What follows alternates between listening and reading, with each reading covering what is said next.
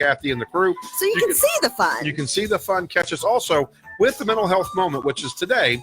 You will always be able to catch the conversation as it continues, even when we're at commercial break, over our Facebook page, because there's so much information to get out. So we want to make sure we're able to help the people in the community. And so, Kathy. Well, we've got thunderstorms currently here in Dallas, 45 degrees. It's just a big old mess out there. Take your raincoat, take your umbrella, because it will be raining on and off all day. Cloudy, rainy, cold, high of 46, headed towards a low of 42, JP. There you go. We are currently joined by Jessica. And Jessica, I've heard the name pronounced both ways. I've heard it Brazeal and I've heard it Brazeal. How does it go with you? Brazeal, just like the country. Very Excellent. good. Brazeal. Welcome. We've got Jessica Brazeal joining us. Jessica, tell us a little bit about yourself and how is it we should come to trust what you have to say with New Friends, New Life? Sure. I am the Chief Programs Officer at New Friends, New Life, so I am in charge of overseeing all of our services. We serve women who are survivors of sex trafficking and commercial sexual exploitation. I've been here for a couple of years. I'm a licensed professional counselor, supervisor by background, and I'm looking forward to talking with you guys today. All right. Excellent. Well, we've got with us Patty Giolat, and I love that last name, by the way. Fancy. Very fancy. And then we've got Steve Thank you. Dunn as well. We've got something for Kelly Foundation, Morgan Foundation in studio, and they have brought us Jessica. And so, Patty, I mean, what a great guest. Thank you. We are very excited to be speaking with Jessica today. This subject is of critical import, and so let's just get right into the meat of the situation.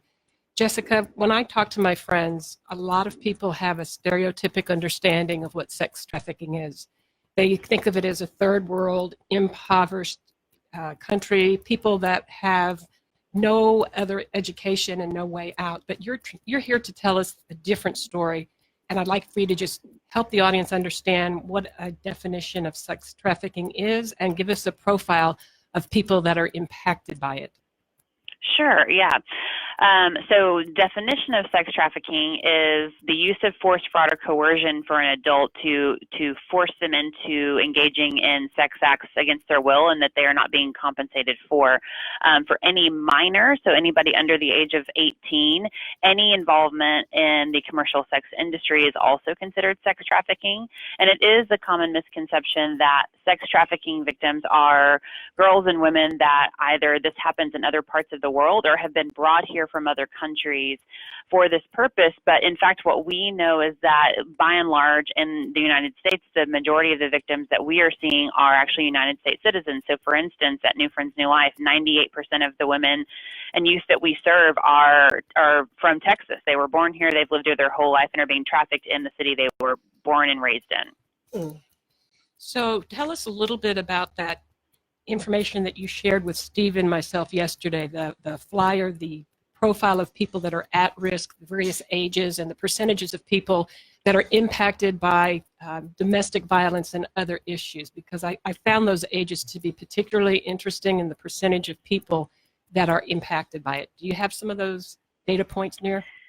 Yes, absolutely. You and I were talking yesterday, and that there's a common misconception that sex trafficking often looks kind of like the movie Taken, if people are familiar with that. Yes. Someone going and being kidnapped and forced against their will to do all these things. And while that certainly does happen and can happen, more commonly what we're seeing is that there are risk factors that contribute to individuals being at higher risk for being sex trafficked. So some of those things are if we have a girl who's growing up in a home where there's domestic violence, let's say her stepdad is abusing her mom, and she's also being perhaps sexually abused by her stepdad, that creates a situation where she doesn't want to be at home. So she spends more time away from home. She's running away from home to get away from the abuse happening at home, which creates vulnerabilities for her that a trafficker can usually pretty easily see. And so they will approach her, provide her, promise her things like, I can get you a place to stay, I can get you a job, looks like you need some new clothes, I can get you a new phone,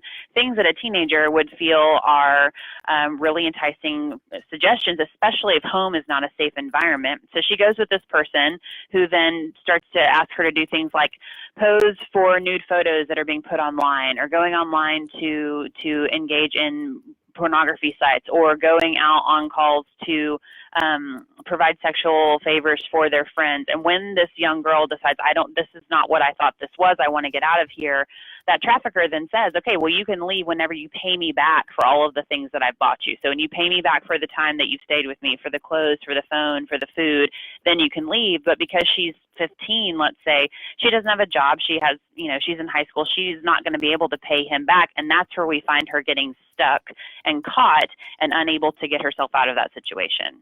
So, Jessica, if anybody's listening and they say, this sounds really bad, this is a horrible environment, however, how prevalent is this? Is it really that big of a thing, or is it just sort of an obscure event? The statistics are such that it is really far more prevalent. Can you share some information about that? Absolutely, yeah. So in terms of our country, Texas ranks second in the country in terms of number of victims of sex trafficking behind California.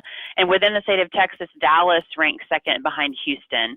So just some of the numbers that we know in Dallas alone is that there is a $99 million profit being generated every year from sex trafficking sales.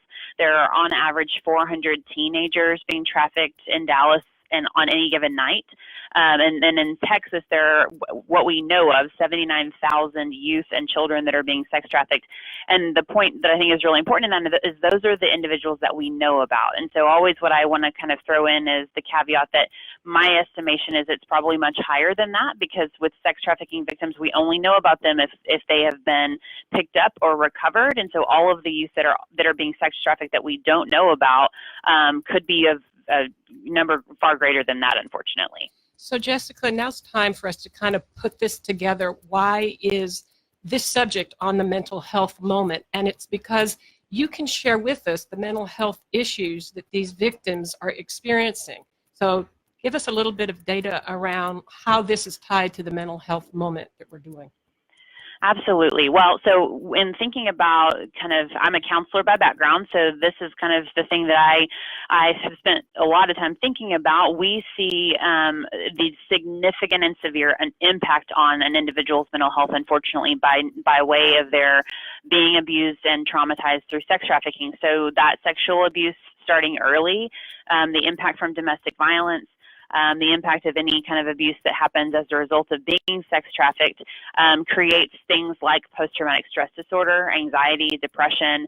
It also leads to really high rates of alcohol and drug use and addiction because of a couple of things, either because that's been used as a means to cope, or because the trafficker has forced her to use those things because she's easier to control if she's intoxicated or high, which creates kind of the mental health kind of conundrum around trauma and then substance abuse and trying to keep people clean and sober in order to do the trauma work. So as a therapist, that's the balance we kind of find ourselves working on a lot at New Friends, New Life, is getting people stable enough so that we can look at the trauma, knowing that the impact and results of the trauma are contributing to their feeling, more likely to use substances to escape the pain that they're experiencing. Jessica, you talk about your patients and how you help them. How do the patients find you?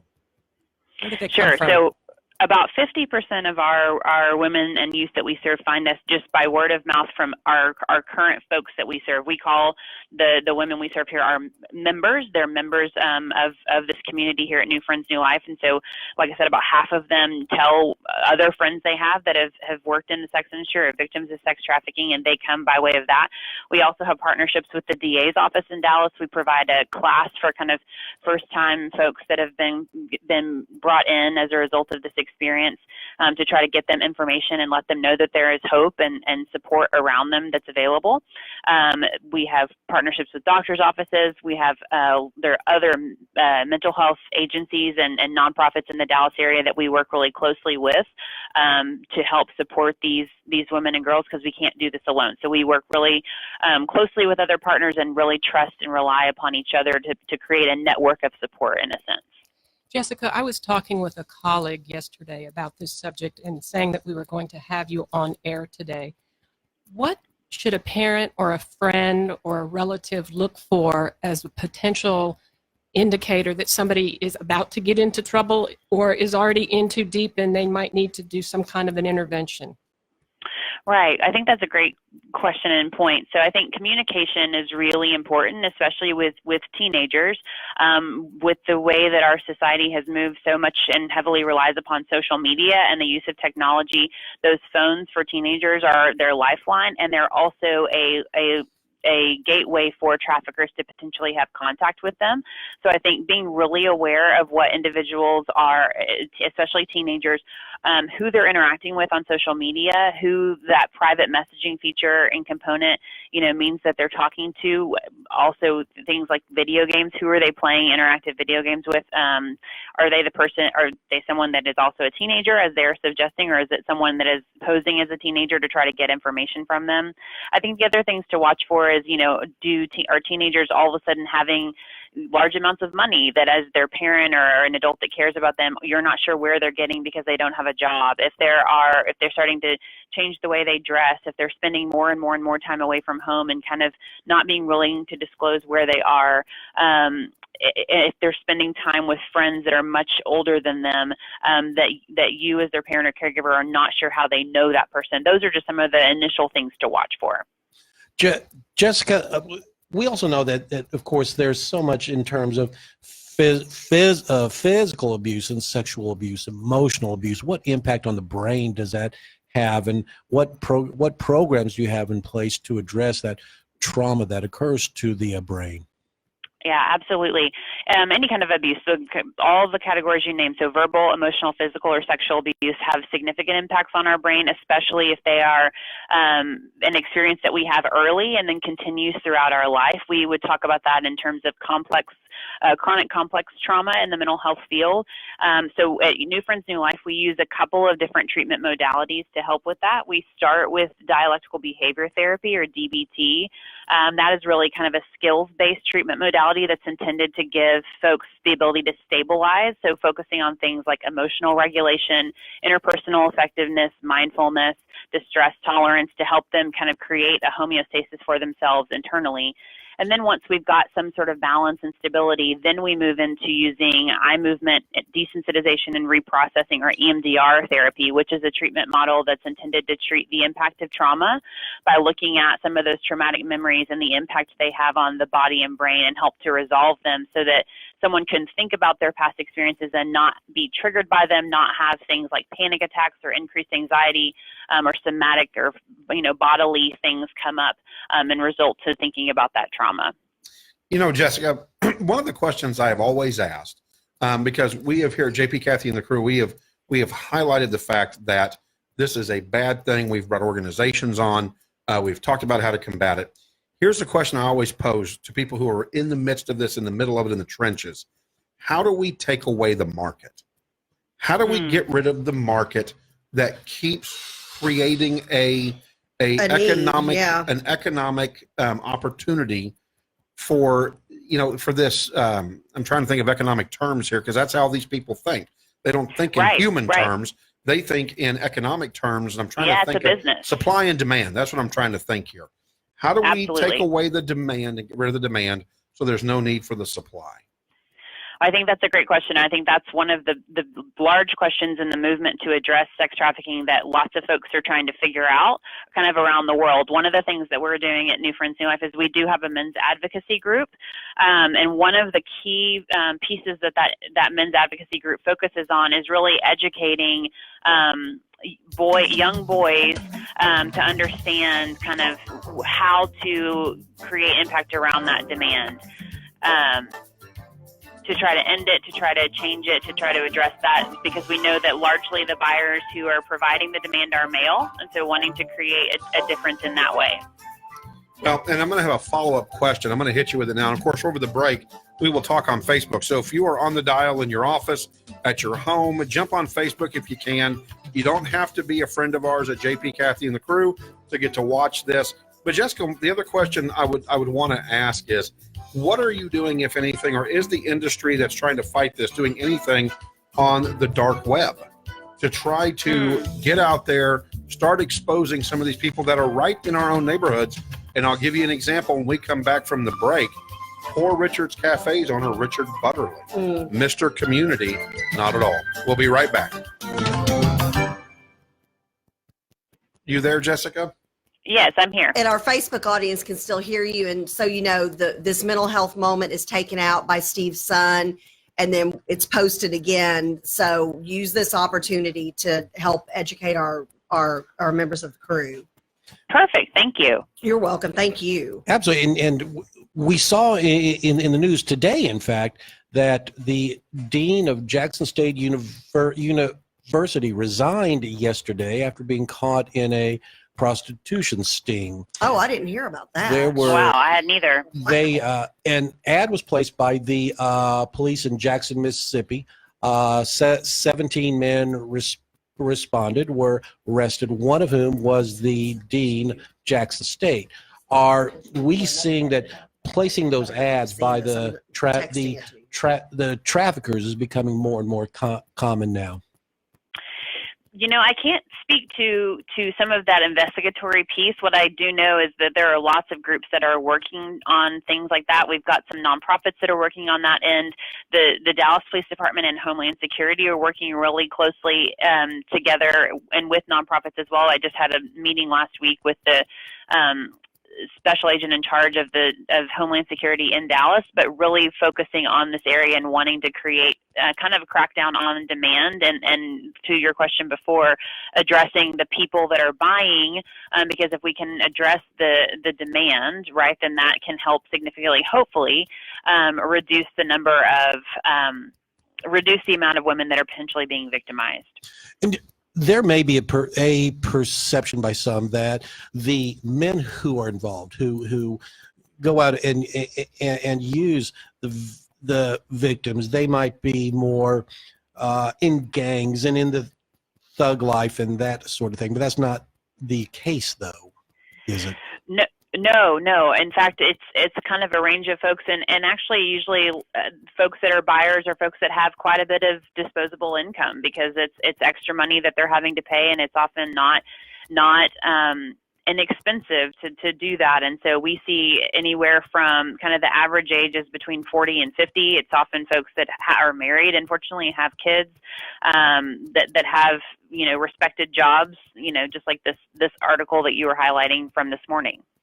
So, if you would go a bit more into what the men's group does, for example, does go into schools and businesses and educate and give young men kind of a path to go down to try to get them to stay away from this type of activity. Right. Yes, so that's one of we have a staff member, Matt Osborne, who goes into schools and works on the Man Kindness Project. So what he does is goes into schools and meets with groups. It historically started out just with groups of boys, but now they've started to do trainings for girls as well, just so that they are aware of the risk factors and what to watch for. But going in and talking with young boys about the impact of things like pornography and the way that they think about women and viewing women as equals and not as objects, because that belief system is where we can have folks then, as they get older and become adults, thinking that, you know, if I go and pay for sex with someone, that person is just an object, and I get to do whatever I want to that person. So really creating a humanistic view around the way that boys are starting to think about engaging with others.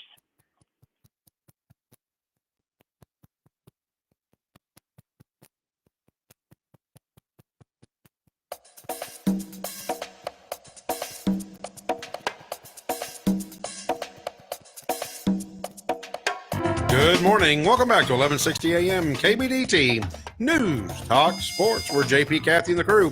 Catch us on Alexa. Walk by. She's listening to you anyways. And just say KBDT 1160 AM. Go to BigDTalk.com. You can catch us on the website there. You can also catch us at JP, Kathy, and the crew on Facebook. Today is Tuesday, is Mental Health Moment Day. We've got 45 degrees in Dallas currently with showers. We're headed towards a high of 46 and a low of 42, JP. It is going to be a day for an umbrella. Oh, yes, indeed. From a traffic standpoint in the Dallas-Fort Worth area, everything's moving smoothly through Fort Worth, east, west, and north and south. So everything looks good there. If you're in the mid-cities, everything looks good in the mid-cities as well. There is an accident reporting up in the Grapevine area, 114 west at Main Street. This was about 36 minutes ago.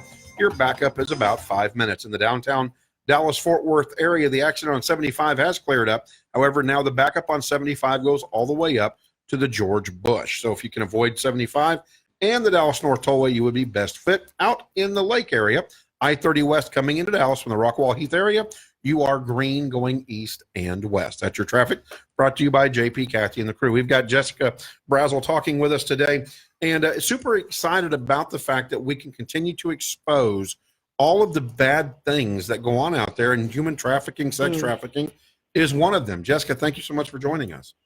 Yes, thanks for having me. And so also in studio with us, of course, as usual, we have Steve Dunn with the Morgan Foundation and Patty Gillette from the Something for Kelly Foundation. Good morning, John. Thank you again. Good morning, John. We appreciate being here. You bet. All right. So, Jessica, I'd asked a question right before the break, and I'd love for our listeners on the dial to hear the answer to that. Is there any movement out there amongst the groups that are trying to combat human and sex trafficking to get on the dark web and start blowing this open? And just very briefly, in the Collin County community area, there was a place called Poor Richard's Cafe. It's a historical monument. And the owner, Richard Butterly, who would have Santa Claus come in, he would do big Thanksgiving dinners that he would serve to all the elementary school kids that were coming in. He and 18 others were exposed on the dark web because they had allowed one of their ways of hiding their entrance in. They allowed it to be exposed, and the police found it and were able to expose it and expose these 18 individuals. Is there a movement to get on the dark web and stop human and sex trafficking? So New Friends, New Life isn't specifically involved in that, but I do know that there are other nonprofits in Dallas that are working to that end to kind of raise awareness, but also do that investigatory work about identifying kind of where there is continued victimization. As well, the Dallas Police Department and Homeland Security are both working to address this issue and have a really kind of specific eye on the different ways that this is being perpetrated, and the internet is one of them. You know, and also one of the questions from the crew was, do you ever do public speaking events here in the Dallas area? We do, yes. We will come and do, education and training anywhere anybody will have us come. So we're happy to do that. How do people get a hold of you? Members of our crew want to know how to get a hold of you. Absolutely. You are able to just call our office here at New Friends, New Life. The phone number is 214-965-0935. One more time. 214-965-0935.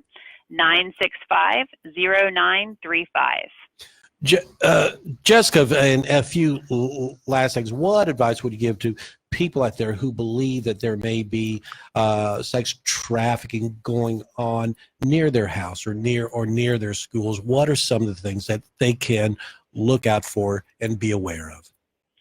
Sure. I would say if there's concern at all about that, I would encourage folks to call law enforcement, to call 911, let them know the things you're worried about. It very well could be that they are already watching that location, and so just continued information from individuals that see that neighborhood or that area on a daily basis can be really helpful. Noticing things if there are folks that are coming and going from a house or a business on a regular basis that don't seem to belong there. So if there's a home and people are coming in, staying for a brief period of time and then leaving, and there are lots of different people doing that all throughout the day, that sort of thing in the residential neighborhood is something to watch for. I think in terms of businesses, if they're similar kind of thing in the middle of the day, especially if there are people coming and staying for a short amount of time, letting local law enforcement know so they can be watching to see and make sure everything's okay going on there. All right. Well, Jessica, stay with us because we'll continue the conversation for just a few more minutes on our social media Facebook page at JP, Kathy, and the crew. Thank you so much, Jessica. Very good. This is great. Thank you. Lynn has already posted the phone number for New Friends, New Life, and would love to get Jessica out all over the Metroplex talking and bringing awareness to this very heinous, just sadistic and seditious. And if you can think of a bad word, then that pretty much equals human and sex trafficking. I mean, goodness gracious. And if you have any indication that something like that's going on, please report it to the proper officials immediately. So, all right, you can catch us, like I said, at JP, Kathy, and the crew to continue the conversation. Have a blessed day. So go ahead and let's continue All right, Jessica, the we're conversation. still on Facebook Live. Okay, very good. Jessica, thank you so very much. You did an amazing job. Thank you for all Yes. of that Thank great you. information. Yes. We always like to end with something that is, very hopeful and helpful. So the phrase that popped into my mind is best practices. You've talked a little bit about warning signs and what to do if you think that there is a problem. What are best practices nowadays for parents to be aware and not to necessarily be a helicopter parent, but to be proactive and make sure that they are not in trouble to begin with? Absolutely. Yeah. The best thing that I encourage parents to always do is to just be communicating with your kids. And, again, knowing who their friends are, getting to know their friends, being involved in their lives, and not to be a helicopter parent, but just to be relational and engaged, especially as it pertains to social media. Again, I think that is the biggest and easiest way we're seeing traffickers try to have access to young kids is via kind of these apps that have private chat features on them that parents aren't necessarily checking or looking at, and posing themselves. And to you be don't even know, that's, Jessica, but parents don't even know. You think you keep up with it, and then Hey. right. So we can hear somebody else Good in our morning. ear. Good morning. But Jessica, it's one of those things that as a parent, it's so hard That's to the keep up rumor. with the apps, and then not only the apps, but then also with the That's deep the dark part rumor. within the apps. Can you tell Right, Chris that we're absolutely. on too? Oh, sorry, Jessica, please hold on just one second. Sure. 'Cause I don't want anybody to miss what she's saying. This is because as a parent, it's like your kids are always 10 steps ahead of you technology wise. Yes. I mean, Yes. I've got a 20-year-old and a 16-year-old, and I mean, literally, I've become a private investigator of sorts, just trying to figure out phone apps. Right, absolutely. And that's where, even if there's 10 steps ahead of you on the apps, that communication piece is still so important because, if we're not able to keep up with them in terms of the technology, if we can be talking with them about, things to watch for and how do we know who safe people are and, personal boundaries and kind of those types of conversations are really important, which can be hard to get them to engage in. But I think just continuing to try to engage and be present and talking, even if we can't always stay kind of up to date with them in terms of what apps they're using, for sure.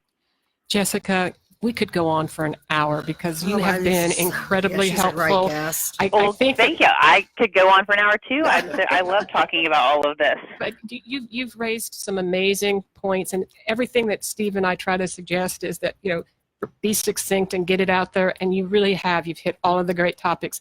I suspect that good. you will get some invitations to come out to communities and schools and Wonderful. and other groups. So we'll put your name and information out there, and thank you for joining us today. Thank you so much. It's been a pleasure. Thank you, Jessica. Thanst so much. Have a great day. You too. You too. Take care. That's just such Bye-bye. great information. Okay, guys, two last things.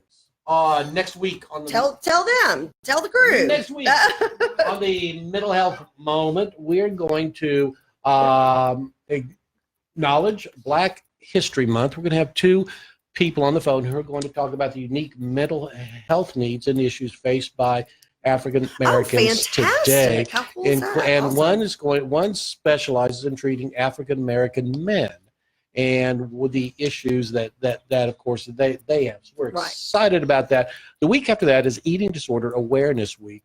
We're going to have two very special guests on who we're not going to disclose right now, Okay. of course, but that's going to be a fabulous show as well. And finally, the last announcement to make is the Morgan Foundation is engaging in a corporate outreach initiative. And on Wednesday, in collaboration with the Eating Recovery Center and our friend Dr. Stephanie Setliff, we're going to be speaking at Raytheon. Oh, very good. And it's going to be broadcast on their internal broadcast network to their 67,000 employees they have here in the United awesome. States. And we're excited as heck about That's that. huge. In the next few weeks, we're going to have another very important announcement about that corporate initiative. And let's just say it may involve the fruit that Eve ate off the tree. There you go. I think we all know what that means. Well, and we want to thank Ashton McCary for helping us at Raytheon. Yeah. That's Oh, great absolutely. stuff. She's done a Getting that set fabulous up, job, so. and she's been our contact there and set it up and got us in the door. Ashton, thank you so much. Absolutely. All right. Anything from you, Patty?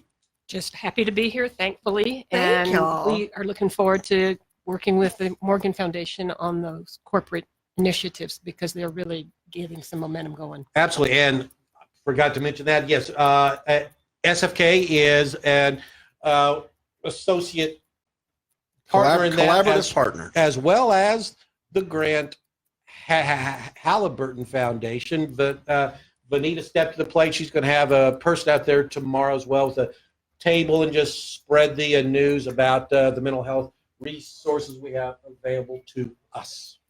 Excellent. Excellent. Great stuff. Thank y'all. We love you. Love to the crew. Have a We good will see day. you tomorrow.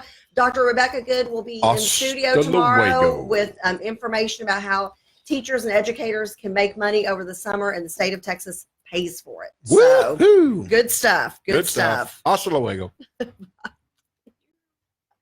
Hook 'em horns.